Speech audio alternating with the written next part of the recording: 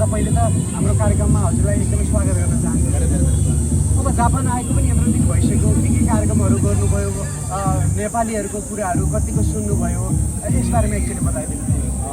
पहिलो कार्यक्रममै हामीले अन्तर्क्रिया कार्यक्रम राख्यौँ। भाषणबाजी कार्यक्रम प्रजातन्त्रलाई मान्छौँ प्रशंसा गराउँछौँ।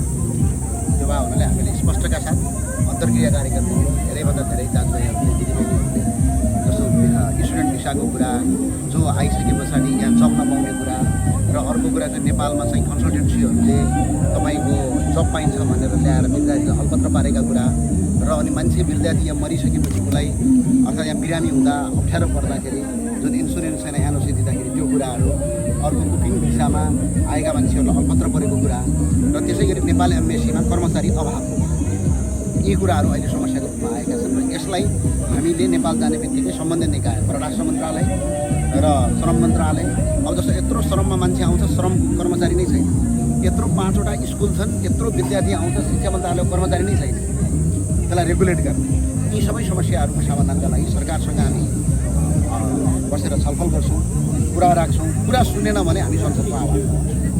जस्तै एनआरएनए नागरिकताको विषयमा योभन्दा वर्षौँदेखि चल्दै आएको कुरा हो, तर अहिलेसम्म पनि लागू हुन पनि सकेको छैन। विदेशमा बस्ने धेरै यसबारेमा पनि पीडित छन्। तपाईँले यसबारेमा पनि पहिला उठाउनु भएको थियो कुरा, एकचोटि फेरि यसबारेमा स्पष्ट कुरा के छ भने यो एनआरएन नागरिकता सागरिकता छेउतिर त्यस्तो झन्झटिन नलाग्छ। एकपटक नेपालमा जसको पुर्खाले नेपाल भन्ने देश बनाए, जो वंशजको नागरिक हुन्, उनीहरूलाई वंशजको नागरिकता स्वत दिने, एकपटकको नेपाली, सधैँको नेपाली, नेपालको संविधानका केही धाराहरू परिवर्तन गर्ने, नागरिकता ऐन 2063को दफा 10लाई पुरै खारेज गर्ने, जहाँ तपाईँको नेपालीहरूलाई विदेशी बनाउने व्यवस्था गरिएको छ।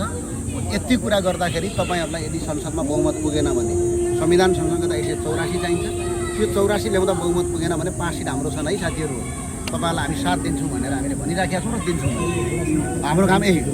अब सरकारले त्यो ड्राफ्ट चाहिँ ल्याउँछ कि ल्याउँदैन, ल्याएर आओस् भनेर हामी आशा छ। पक्कै पनि संसदमा गइसकेपछि जापानको कुराहरू पनि गन्जिनेछ। तपाईँले सबै कुराहरू उठाउनु भएको छ, अब त्यसमा जापानको कुराहरू पनि हामीले हेर्न पाउनेछौँ भनेर अपेक्षा राखेका छौँ। र फेरि पनि तपाईँलाई धेरै धेरै धन्यवाद दिन चाहन्छौँ। र अन्तिममा केही भन्न चाहनुहुन्छ तपाईँलाई हेर्दै गरेका तपाईँका शुभचिन्तकहरूको लागि, र अथवा तपाईँको बारेमा नराम्रो भन्नेहरूको लागि, सबैको लागि?